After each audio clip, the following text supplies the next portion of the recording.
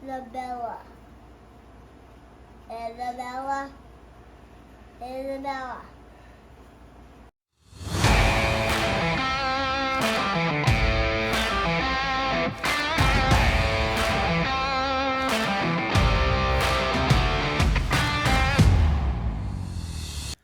Hi, I'm Jeremy. And I'm Christina.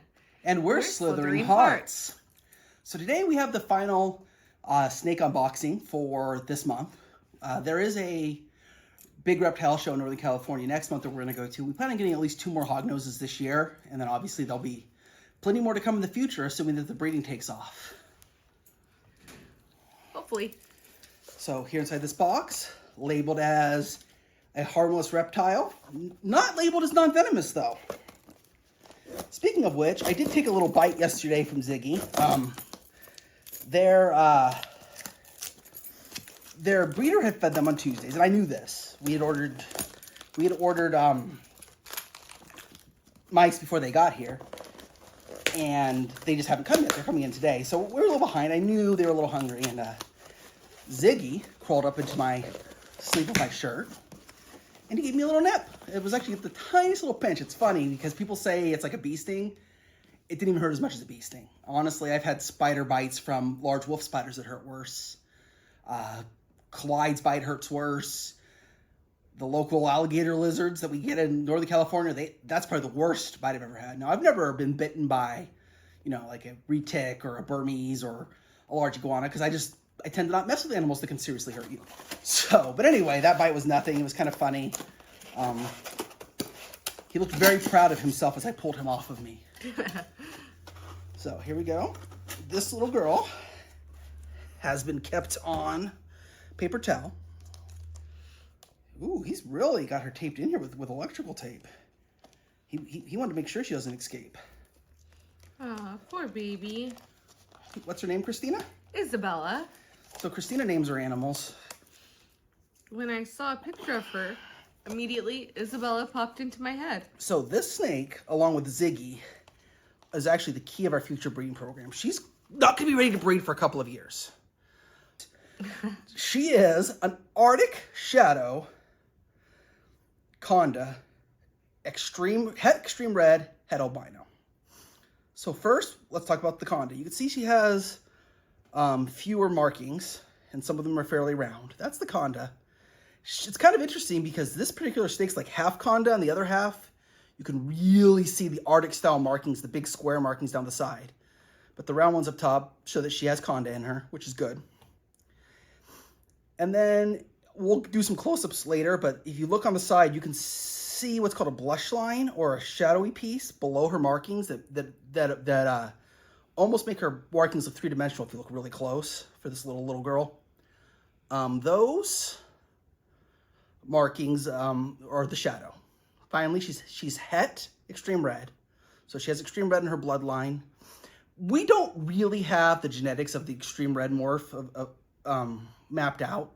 It's a wild occurring color, but it's not like there's a single gene that we know. So she could never produce red babies, or all her babies could be red for all we know. It's probably not all, but you get my point. It's kind of a toss up.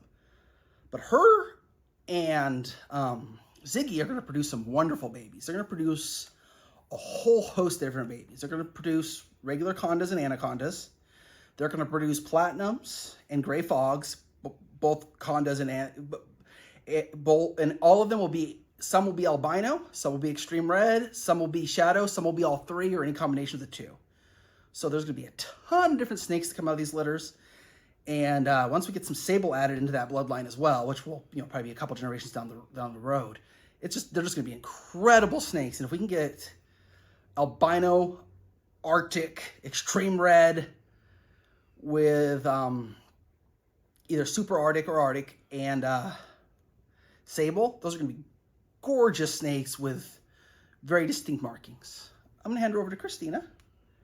Let Christina do some talking. So originally, if you guys have watched our first unboxing video, I was terrified of snakes. And as you can see, I was very happy to take her over, and I have her on me. I have been posting pictures of me holding Ziggy and Stardust, and I have no problem handling these snakes.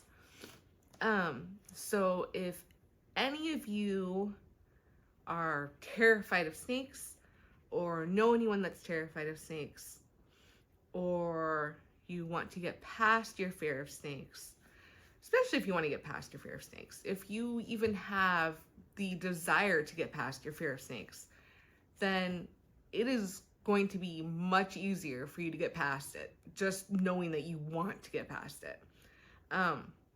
These guys are super soft filling, just so you know.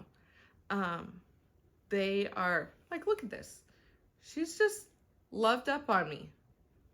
She's just laying here. She's sweet as can be. Now, Ziggy is a squirmer. Ziggy is very squirmy. I will admit that Stardust is preferred over Ziggy because she does this. She just kind of hangs out with me. And I like a pet that'll just hang out with me. But Ziggy is a little spazzy. But I do, if you like a pet that's just going to, I mean, pets don't love you, but if you want a pet that's just going to be there with you, these snakes are kind of nice for that. Uh-oh, Christina's getting controversial, because whether or not reptiles feel love is a big controversy in the market that I don't think you're aware of. So, well, I don't feel like any pet necessarily loves you. I feel like we love our pets and we put our feelings onto our pets. So I think that's where we have those feelings. But hey, you're making her move. Leave her alone. We were having a moment, okay? But anyways, so really you just have to have the desire to not be afraid, and just your comfort level. Start out with just feeling the tail. For me, touching their face was terrifying for me. And that was the last thing I wanted to touch. Now I have no problem with it. And I want to be clear, we've had snakes for basically a week now, and she's already mostly over her fear. Yeah. Now, US ARC, if you're watching, I do know that you guys do a lot of lobbying. If you could lobby my wife to get over her fear of the Amazon tree boas, that's actually my favorite species of snake, and they have holes in their faces. She's talking about the lateral pits. But yeah, there is a current embargo. There's a current embargo against those snakes in this house. So US ARC, if you want to send a lobbyist over, or if anyone in the comments below wants to explain to my wife why they make terrific snakes, let's not talk about the teeth length. Let's just ignore that. Yeah, teeth are kind of an issue. Like, yes, I get it. Hognose snakes are rear fang, venomous, blah, blah, blah. Obviously, Jeremy's already been bit. But if you pay attention to Clint's information on these guys, they kind of have to chew on you. And as Jeremy said, it didn't really hurt him.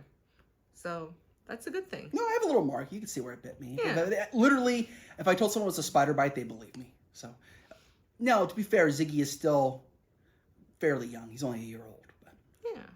Anyway, I think we should get this girl back in her cage, let her get acclimated.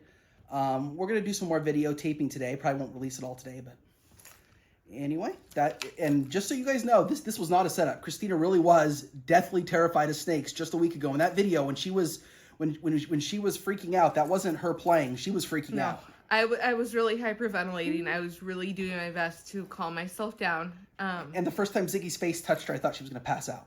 Yeah. So anyway, guys, this is our lovely, lovely snake. Smile for the camera. Say bye, Isabella. Bye, Isabella. Bye, everyone. See ya. I am not kissing a snake, Jeremy.